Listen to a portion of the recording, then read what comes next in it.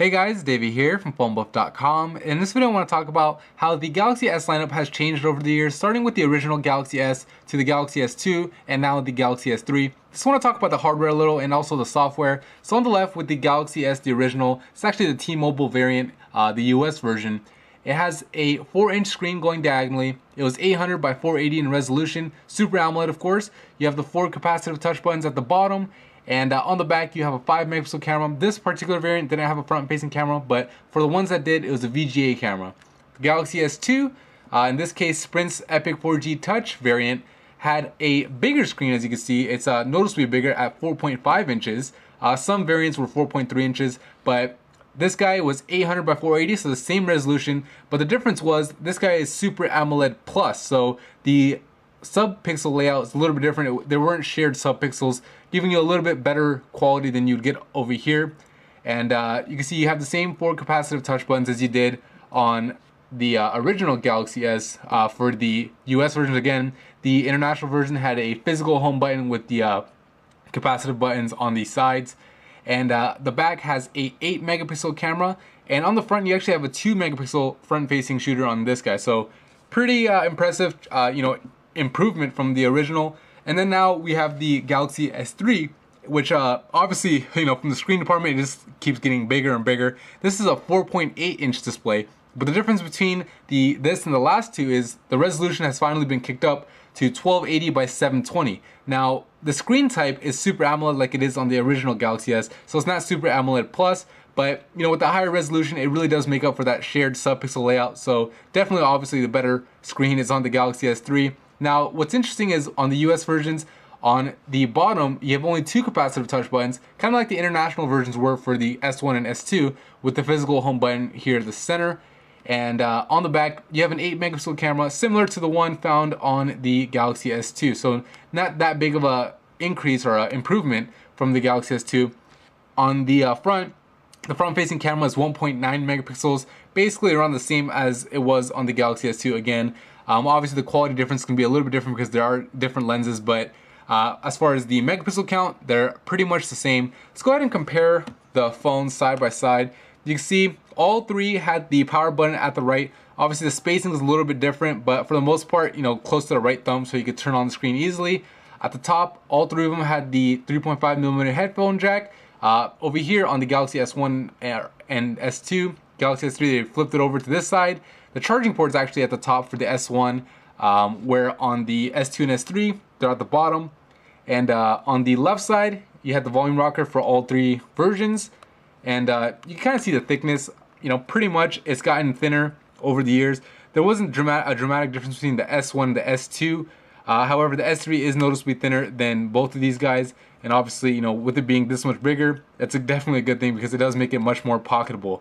So that's the outside look at it. On the inside, you had a 1 gigahertz processor on the original Galaxy S, and this is for the international version and the version that came in the States.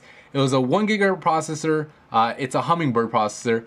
On the S2, you had a little bit of differences. Now, the international version had the Exynos 1.2 gigahertz processor, which actually the Sprint version did as well. But some US variants had the Qualcomm Snapdragon S3 processor, clocked a little bit higher at 1.5 gigahertz. So that's the difference there. The S3 has, all US version had the Qualcomm Snapdragon S4 processor at 1.5 gigahertz, but the international version had the Exynos processor like this guy, but it was a quad core, obviously at 1.4 gigahertz. So a little bit slower frequency, but of course you have 4 cores.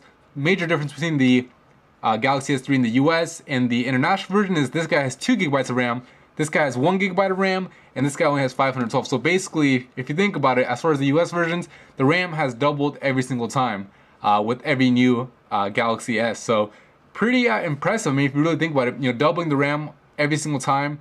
And the processors, not necessarily doubled. From here to here, it was doubled.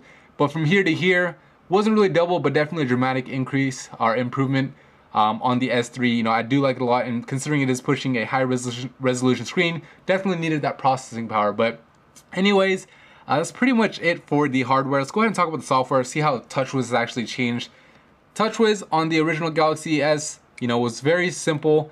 You had the black background over here. You can scroll to the right and left. once you scroll all the way to the right, you're pretty much stuck. And you have 3 apps right here that you could customize.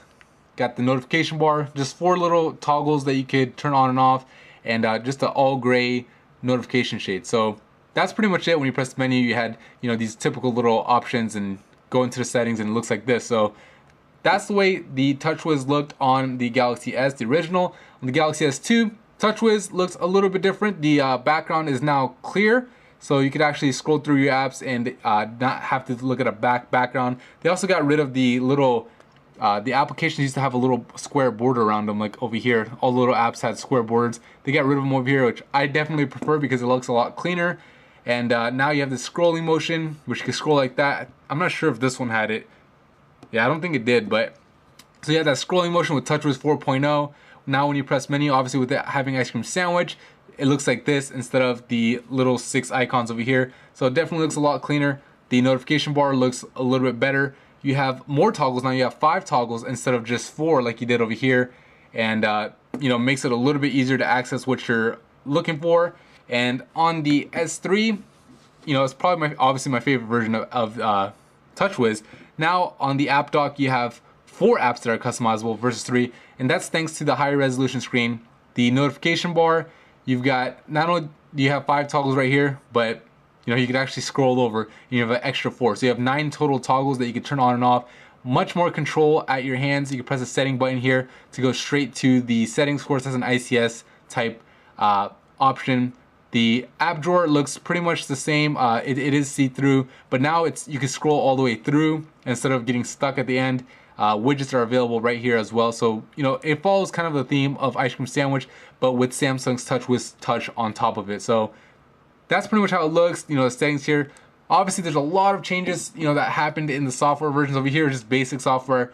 They introduced motion controls on the Galaxy S2, and they took it to the next level with the Galaxy S3 with features like Smart Stay, where the camcorder or the camera on the front detects your eyes to see, you know, whether or not you're looking at it, to determine whether or not to turn off the screen, and a whole bunch of other features. But anyway, just wanted to do a quick, you know, talk about it. I mean, you know, it's really nice to be able to look back at technology and see how it's progressed over time. Kind of gives you an idea as far as, I know it's kind of early, but what the, you know, next Galaxy S will look like, the S4. You know, what kind of we'll probably see a quad-core processor for sure, and you know, who knows how much RAM they'll put in and what kind of screens we'll see. But anyway, just wanted to do this quick video for all you, you know, Android fans like me, all you Galaxy S fans like me. You know, I've owned every single one of them since they've come out, and definitely have loved them, and you know, definitely love the improvements. I feel like Samsung really, you know, is the flagship manufacturer for Android, because not only do they make the Nexus phones, but their Galaxy S lineup is the best-selling Android phones out. So anyway, that's it for me in this video. If you found it, you know, helpful, or if you liked it,